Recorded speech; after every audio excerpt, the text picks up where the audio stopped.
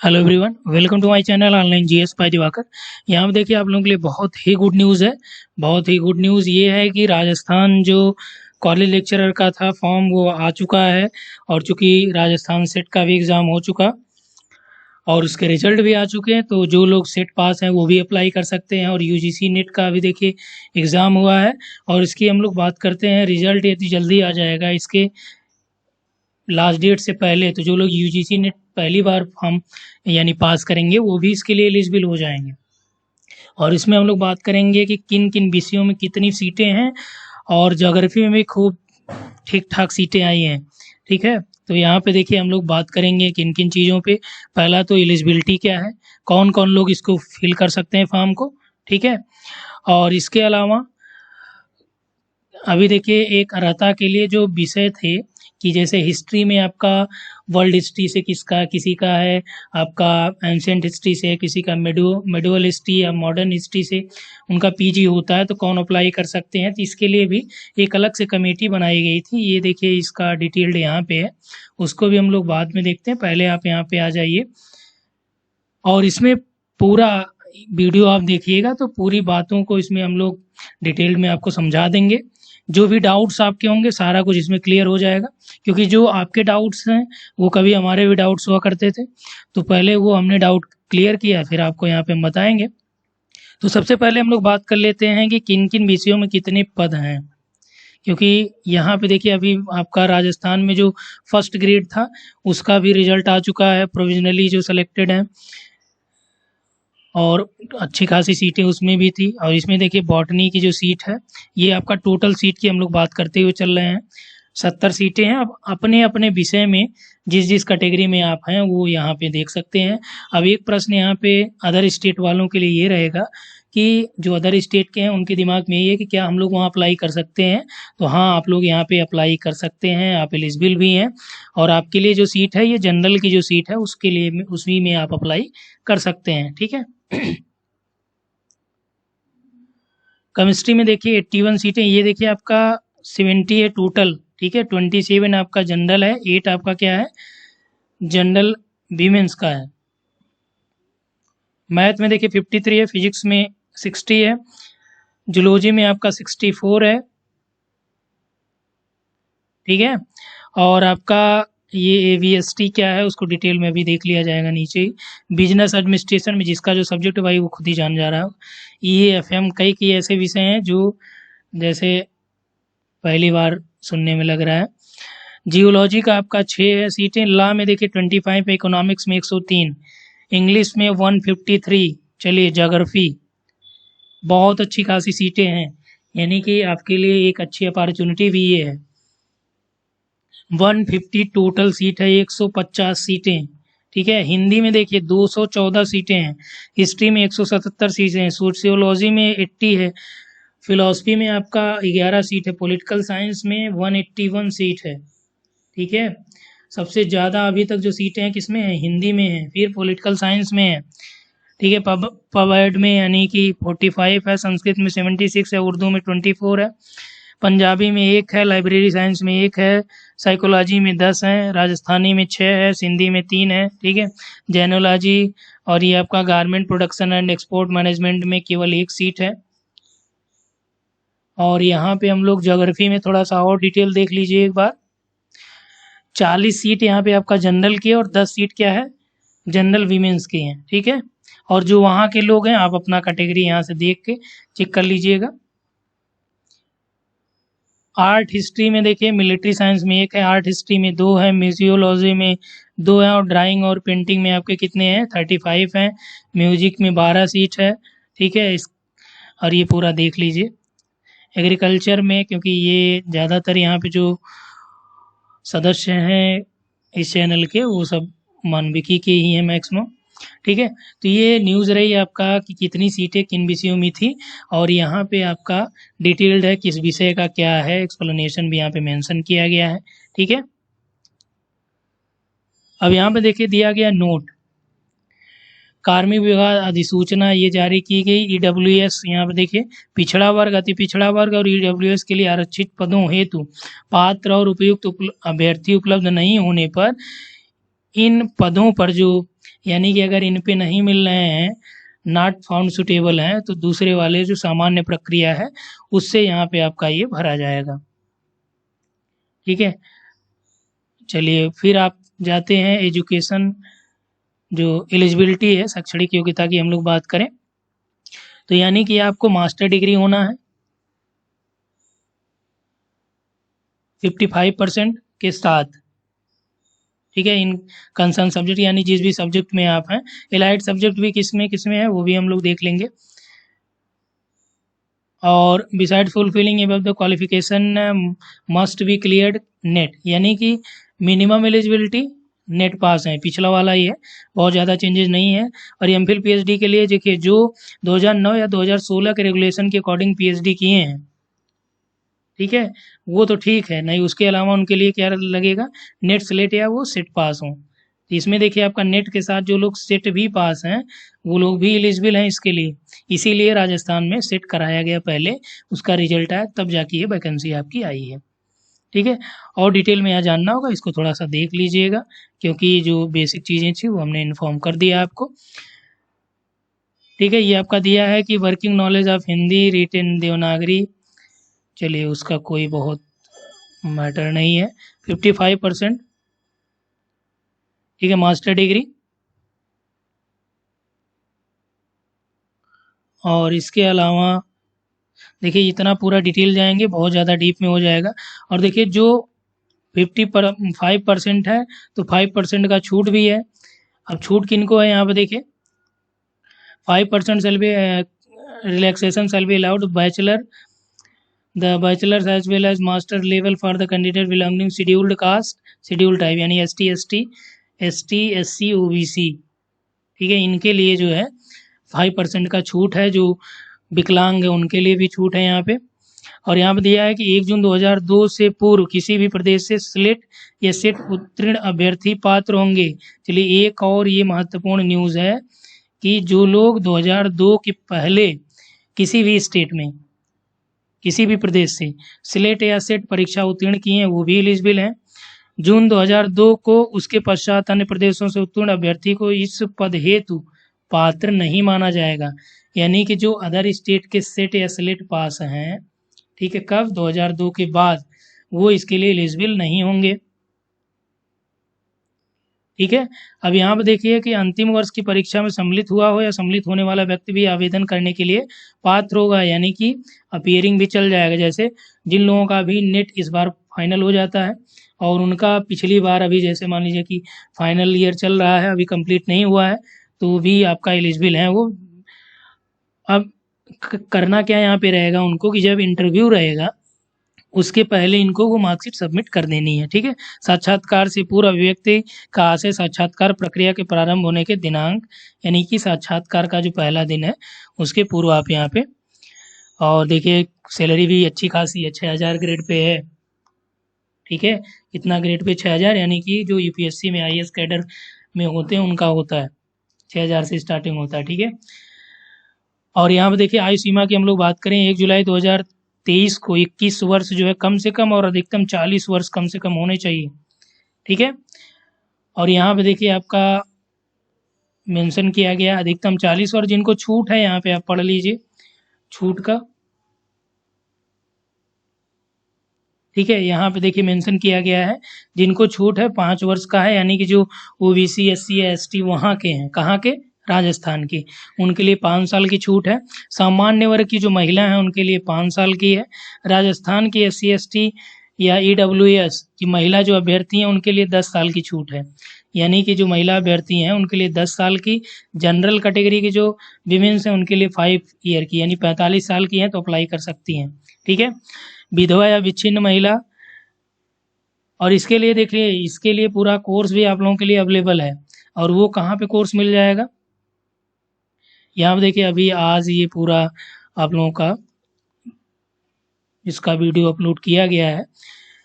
ये आपका GS bye Diwakar करके है ऐप, उस पर आपका कोर्स है असिस्टेंट प्रोफेसर का, जो स्पेशली अभी यूपी के लिए है, राजस्थान के लिए भी वो आपका ये यूज़फुल रहेगा। इसके अलावा जल्द ही आपका एक अलग कोर्स राजस्थान का बन जाएगा, उसमें चूँकि जो राजस्थान के पहले से स्टूडेंट ऐड हैं उनको भी दूसरे वाले जो स्पेशल राजस्थान का रहेगा उसमें ऐड कर दिया जाएगा।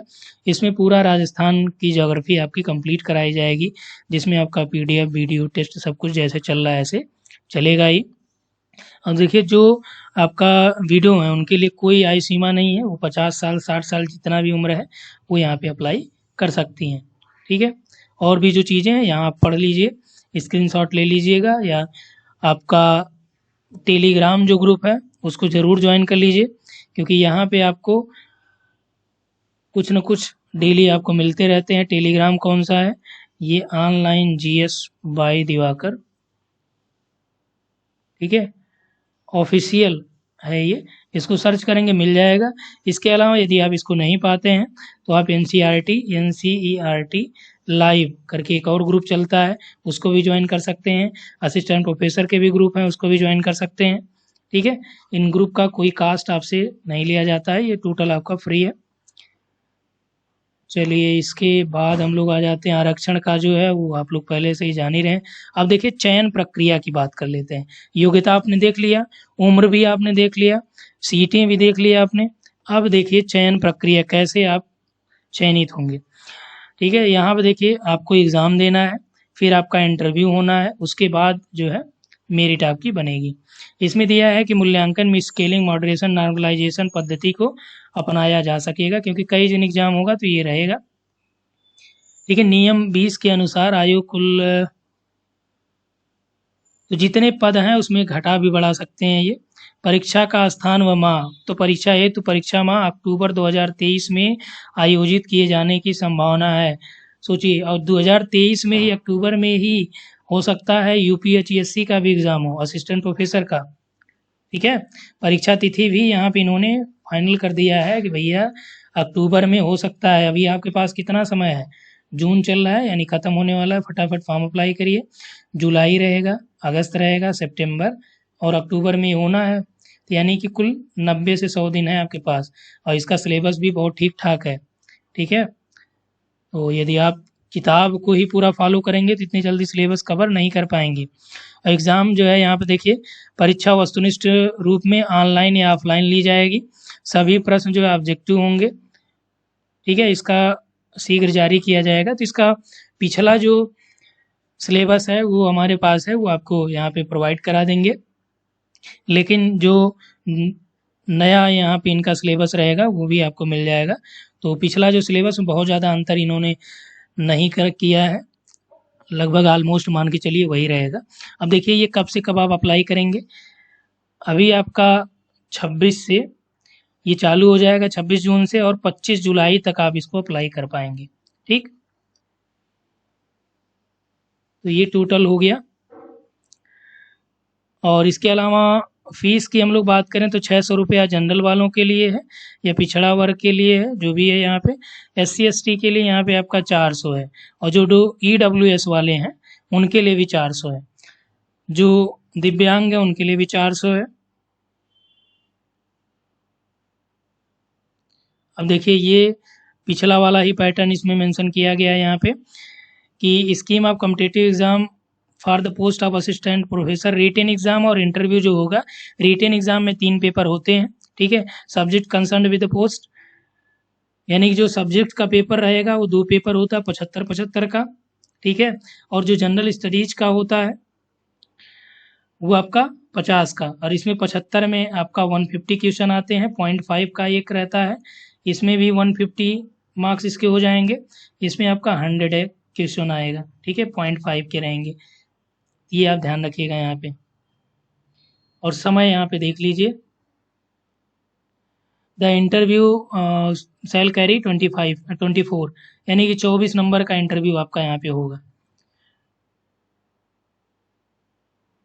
यहाँ पे दिया है कि to the extent of 3 times of total number of vacancy category wise, यानी कि जो कैटेगरी वाइज टोटल वैकेंसी है उसका 3 गुना जो है यहाँ पे कॉल किया जाएगा, यानी कि इंटरव्यू के लिए 3 गुना बुलाया ही जाता है। देखिए यहाँ पे सिलेबस दिया है कि the syllabus such as specific by commission from time to time will be intimate and candidate between stipulated time in the manner as the commission deems, यानी कि ये टाइम पे उसको चेंज करते रहते हैं थोड़ा बहुत जो है, तो यानी कि इसमें मैक्सिमम देखिए जो सिलेबस है वो आपका क्या है, यूजीसी नेट के एग्ज़ाम का ही सिलेबस है मैक्सिमम, ज्योग्राफी का जो हम बात कर रहे हैं, ठीक है। तो ये हो गया है। यहाँ पे आप टोटल ये देख लीजिएगा फॉर्म कैसे भरना है। अब हम लोग आ जाते हैं एलाइड सब्जेक्ट में कि किसमें और जो है आप यदि अप्लाई करना चाहेंगे तो कर सकते हैं, ठीक है। किन किन विषयों में यदि आपका पीजी है तो। अब देखिए उसी के संदर्भ में ये पूरा नोटिस जारी हुआ है, ठीक है। समकक्ष निर्धारण यानी विभिन्न पाठ्यक्रमों में समकक्षता निर्धारण करने के लिए गठित कमेटी है। अब कमेटी ने क्या यहाँ पे देखिए किया है, यहाँ पे आपका नीचे सब्जेक्ट में डायरेक्ट हम लोग आ जाते हैं, पूरी कहानी आप पढ़ लीजिएगा। इसकी मेन वेबसाइट जो है आरपीएससी है ना, इसी पे ये आपका देखिए न्यूज़ एंड इवेंट्स में मिल जाएगा। यहाँ पे देखिए सब्जेक्ट में जो एलाइड सब्जेक्ट है, जैसे आपका इकोनॉमिक्स है, इसमें कौन कौन अप्लाई कर सकते हैं, जिनका पीजी इन सब्जेक्ट में हो और यूजीसी नेट ये पास हैं, ठीक है। हिस्ट्री की हम लोग बात करें तो हिस्ट्री में देखिए आपका एंशियंट वर्ल्ड, इनके लिए ये हिस्ट्री में अप्लाई कर सकते हैं और हिस्ट्री से उनका क्या हो, यूजीसी नेट पास हो। पॉलिटिकल साइंस वालों में ये एलाइड सब्जेक्ट हैं, इतने लोग जो पीजी हैं, ठीक है, वो आपका सब्जेक्ट पॉलिटिकल से, लेकिन उनको यूजीसी नेट पास होना है। अब ऐड में देखिए ये आपका है फिलॉसफी में, ये मेंशन किया गया गांधीयन फिलॉसफी, तो जो लोग जिससे हैं वो देख सकते हैं यहाँ पे। और होम साइंस में क्योंकि कई बार ये समस्या आती है स्टूडेंट के लिए कि किस में अप्लाई करें किस में ना करें, क्योंकि ये मेंशन नहीं होता है। अब इसमें इन्होंने बहुत अच्छा काम किया है कि मेंशन कर दिया है भैया आप एलाइड में इन सब्जेक्ट से यदि आपका पीजी है तो, और आप होम साइंस में नेट हैं तो अप्लाई कर लीजिए, ठीक है। पॉलिटिकल साइंस आ गया दोबारा से, ये फिलॉसफी हो गया, होम साइंस हो गया, ड्राइंग हो गया, इंग्लिश, इंग्लिश में देख लीजिए। अब ज्योग्राफी में देखिए, यही मैं बताना चाह रहा था आप लोगों को कि ज्योग्राफी में यदि आप ज्योग्राफी से पीजी हैं, एटमॉस्फेरिक साइंस से पीजी हैं, जीआईएस रिमोट सेंसिंग से पीजी हैं, पॉपुलेशन स्टडीज या डेमोग्राफी आईआईपीएस वाले से, ठीक है, या रीजनल स्टडीज से या डेवलपमेंट रीजनल स्टडी, ये दोनों एक ही हो जाएगा, डिजास्टर मैनेजमेंट या मेट्रोलॉजी से, जियो इन्फॉर्मेटिक्स से भी, urbanisation and urban planning, marine science, oceanography, इन सभी में यदि किसी से पीजी हैं और ज्योग्राफी में आपने नेट पास किया है तो भी आप इसके लिए एलिजिबल हैं।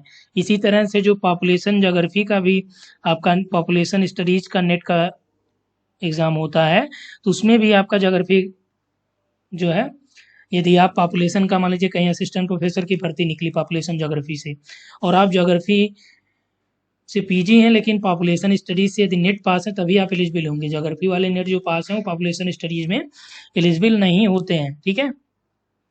हिंदी में देख लीजिए आपका साइकोलॉजी में हो गया, ये केमिस्ट्री हो गया, फिजिक्स हो गया, जूलॉजी हो गया, बॉटनी हो गया, जियोलॉजी, जियोलॉजी में देखिए इसमें यदि आपने जियोलॉजी में पीजी है, अर्थ साइंस में अप्लाइड जियोलॉजी और रिमोट सेंसिंग, जियो फिजिक्स और प्लेनेटोलॉजी और जियोलॉजी में आपका नेट है। अब देखिए अर्थ साइंस वालों का भी फायदा ना जो CSIR वाले हैं, ठीक है। तो इतना ये आपका हो चुका है, एग्रीकल्चर हो गया, लॉ हो गया,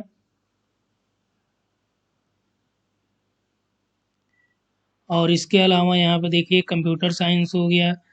अब आर्ट हिस्ट्री में जो विजुअल आर्ट में नेट है वही अप्लाई कर सकते हैं। मिलिट्री साइंस देख लीजिए, यहाँ पे स्टैटिक्स है, लाइब्रेरी साइंस है, ठीक है। तो ये सारा कुछ यहाँ पे दिया गया है और ये आप लोगों के लिए बहुत ही इम्पोर्टेंट भी है क्योंकि ज्योग्राफी वालों को यहाँ पे ध्यान देना पड़ेगा, क्योंकि ना केवल ज्योग्राफी वाले पीजी यहाँ पे अप्लाई कर सकते हैं बल्कि यहाँ पे आपका जियो इन्फॉर्मेटिक्स वाले भी अप्लाई करेंगे।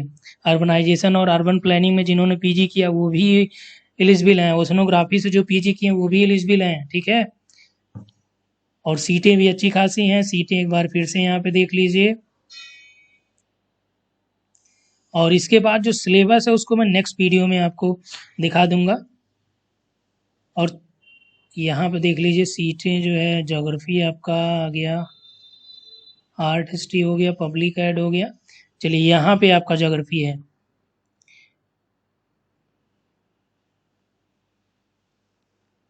ठीक है, ये ज्योग्राफी है, ये पूरा यहाँ से देख लीजिए। और सीटें 150 टोटल हैं, 40 जो है ये आपका क्या है, जनरल के लिए हैं, जिसमें 10 जो है वीमेंस का है और 40 जो है पुरुष का है। टोटल 50 हो जाएगी इसमें जनरल का।